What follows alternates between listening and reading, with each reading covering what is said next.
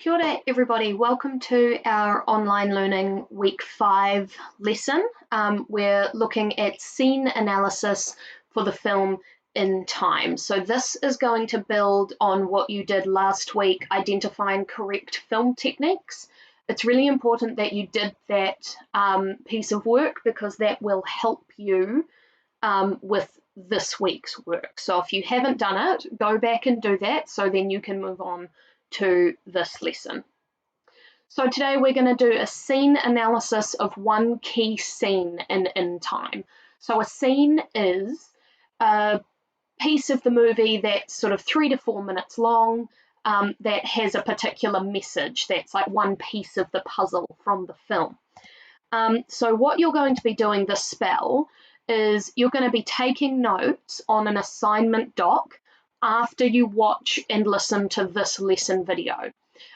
So after you've watched this, you are going to need to switch between tabs and pages between this and Teams, but these notes are very important, and I'm going to explain why. So scene analysis is a funny term, so I'm going to explain what that is and why we're doing it. You may have done some scene analysis last year in English if you did a film study, or maybe in year 9, but if you didn't, that's absolutely fine. We're starting from the bottom. So scene analysis is the process of looking very closely at film techniques that are used in a specific scene and unpacking their meaning.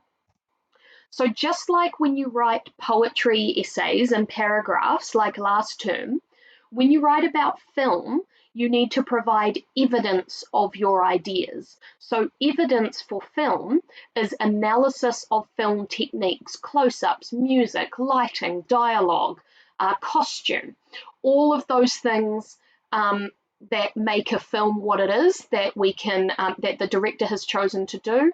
We need to analyze and unpack those, just like we would unpack a simile or a metaphor or imagery in poetry. So it's really important that you're familiar with the specific evidence from the film, because if you don't use evidence, if you don't talk about film techniques, you won't be answering the essay question in enough detail in your exam, and it will mean you not achieve. So it's very important that you include film technique evidence from the film when you're writing your film essay, which is what you will do for your exam.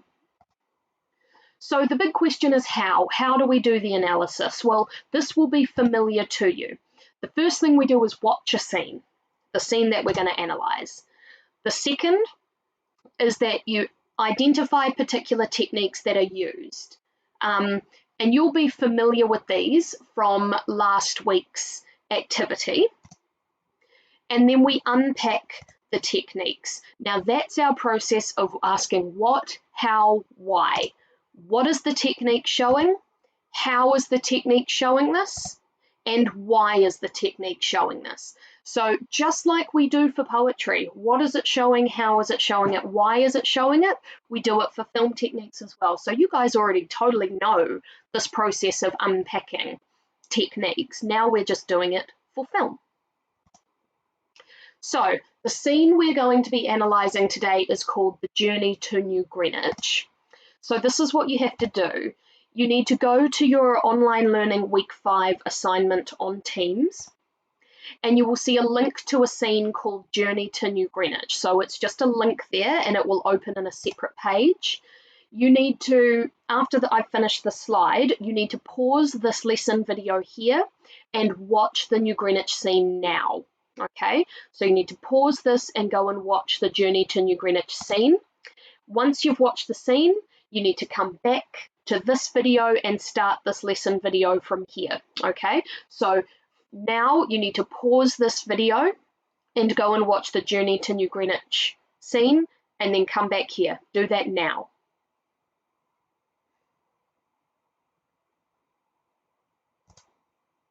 Okay, so now you've watched the Journey to New Greenwich scene, which is fantastic. Well done.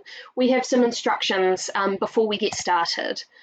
Now, it's very important that you watch this lesson video all the way through without doing anything, just watching and listening. It's very important that you do this.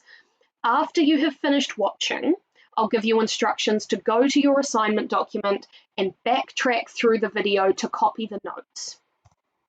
And it's really important you do this in this order, because if you just listen to the lesson, you're going to be able to focus clearly on the scene analysis without interruption, so pausing and stopping and starting and finding your place.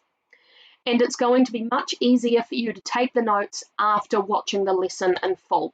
Do not attempt to take the notes as you are watching this for the first time, because you're going to miss important information and it will become all disconnected for you, and it will be much harder to do and ultimately take you longer to take the notes. So watch this first, then the instructions for what to do are at the end of this video. So let's get started. We've got our first screenshot here at the start of the scene. So what technique am I looking at? I'm calling this a long shot. I know it's a long shot because I can see the camera's quite far back and I can see a lot of the scenery and what's going on. So let's get into the analysis here. What is this long shot showing me? It's showing me strict border control between districts. I can see that there's strict border control, but how do I know that? Well, for starters, there's this large barrier that I can see in this long shot. If this was just a close-up of the car, I wouldn't be able to see that. So there's a big barrier that no cars can get over. There's a huge sign that says, just time zone 12, district 12, not letting anybody forget where they are. And there's also a security camera here. So I can see all of that in one long shot. So why is this important? Why does it matter? Well, it shows that it would be impossible for a regular person to get out of the ghetto or get out of poverty. The only reason Will can do this is that he's got the time to get across the border. Any normal person would never have enough time to get across the border. They couldn't sneak in because there's the security camera there. So it really shows that the borders cannot be crossed normally by people. So our second screenshot here, we can see after Will's gone through a few more districts. This is a long shot, but specifically of the setting. So what I'm looking at in this long shot is specifically the setting in the background, okay? So what's it showing me? It's showing the difference between the different districts. It's drawing attention to that. But how do I know that? Well, I can see the big sign here. I know it's District 8, and it's clearly nicer than Dayton from what we've just seen, right? There's nice patches of grass here, so it's a little more pleasant. This bridge is quite grand, like it's a little bit fancy with the lights here. There's like a quite idyllic river, so it's far more kind of pleasant to look at than Dayton is. So why is that important? Well, it shows that the lower the district, the nicer the area, right?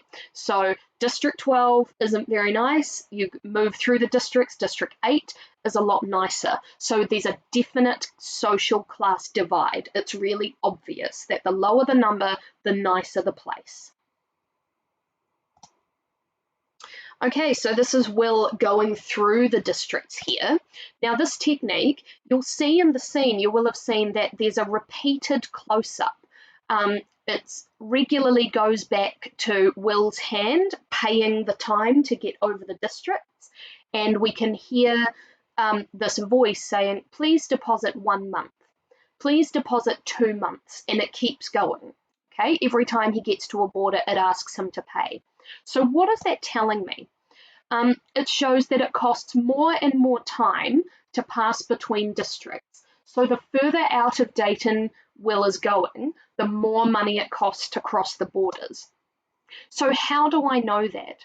Well, it's because these shots are repeated and the dialogue tells us that Will is needing to pay with time each time he crosses a border, and we can hear from the dialogue, 1 month, 2 months, it gets more expensive each time. So that's really clear to us.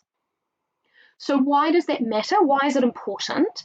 It shows that it gets harder and harder to get out of poverty.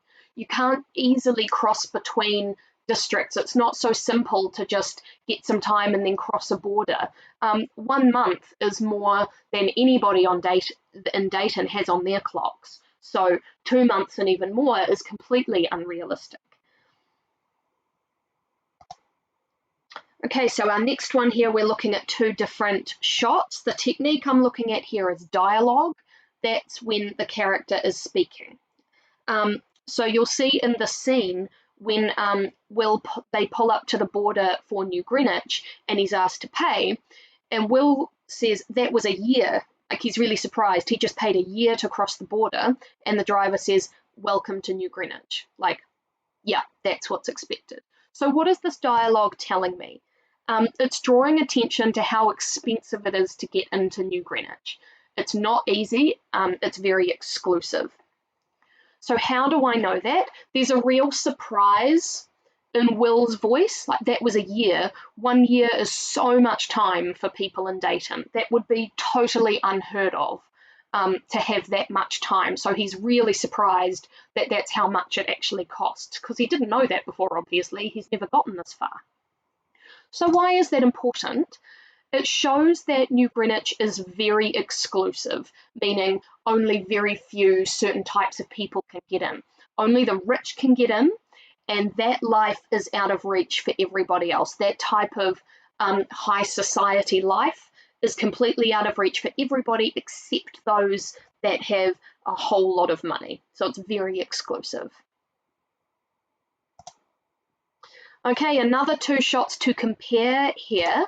I'm looking at contrast, so 2 different things put next to each other, specifically in the setting. So the place that's it's set here on camera. So what am I looking at here? What is this showing?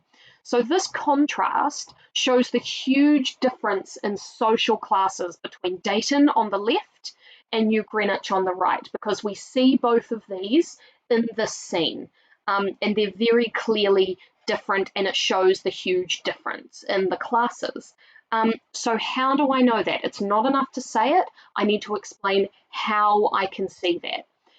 Well, first of all, there's like a yellowish tone in the Dayton shot on the left, and yellow can almost represent kind of old or dirty, whereas on the right in New Greenwich, there's a sort of bluish, silverish tone, which implies kind of, like new chrome, sort of quite clean and pristine.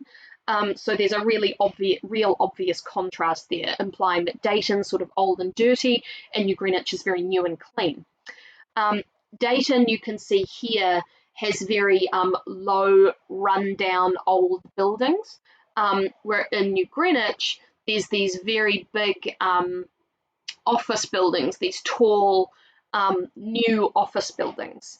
On the left in Dayton, you can see that the road is all cracked. It's very old. It's obviously not maintained. In New Greenwich, the roads here, they're very wide and very well maintained and very industrialized. So there's a lot to talk about in that contrast there. There's clear differences. So why does it matter? Why should we draw attention to it? Well, it shows the huge divide between the poor and the rich. It's really drawing attention to this idea that the people in New Greenwich have it a lot better than those in Dayton.